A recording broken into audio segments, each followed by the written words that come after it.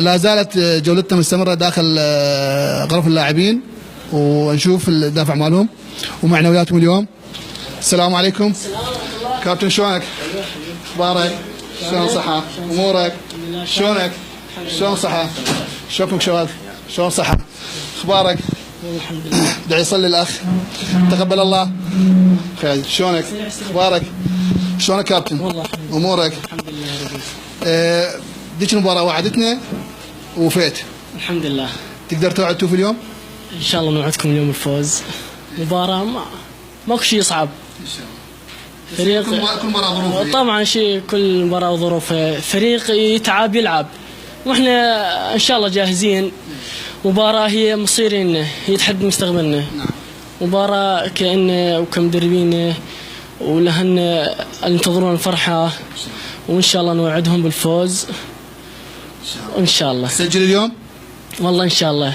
الدفاع مال البيشمركة انا شفته باللعبات السابقة، دفاع يعني ضعيف، سهل اختراقه، يعني بس على مهارتك انت يعني تقدر تخترقون اليوم الدفاع انت بجهود اللاعبين وخط الوسط والاجنحه، يعني مو صعب الاختراق الدفاع، بس اريد يعني بالمقابل ان دفاعنا لا يكرر اخطاء نادي العلم باخر ثلث ساعه وخسر المباراه. كان العلم كان متقدم اول ثلث ساعه، سجل جول وسيطر على المباراه، بس ما اعرف تراجع هو خلاهم يخسرون. فسجل اليوم لو ما سجل خصم الحكي يعني. والله ان شاء الله. لا أنا الحمد لله يعني رب العالمين دائما متعود يعني على الاهداف، وان شاء الله اليوم اقول. اي والله. فدفاعنا انت هداف المرحله الاولى والمرحله الثانيه وصلت بالتهديف، وهسه المرحله الحاسمه. هي مباراه حاسمه، وان شاء الله اصير هداف بهم يعني. ان شاء الله. ان شاء الله.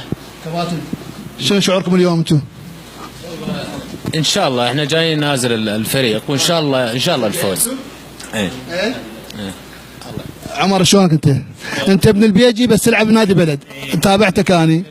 ايه السبب خلاك تروح على نادي بلد الماده لو مالك مكان بالفريق؟ لا والله المدرب خبروني لي مكان بالفريق، وكلهم يخابروني انا وهذا، بس شنو سبب الماده، وقالوا لي نحصل لك وظيفه وهذا، ورحت على مود الماده والمستقبل. احد لاعبين نادي بلد ومن اهل البيجي، يعني انا ذكرتكم قبل شويه 13 لاعب من بيجي يلعبون بالانديه في سامره والعلم وبلد وصلاح الدين، واللاعب جاي اليوم ابن النادي جاي يشجع النادي اليوم، هو مو بالفريق بس جاي يشجع النادي ويشجع اخوته اليوم مباراه اليوم.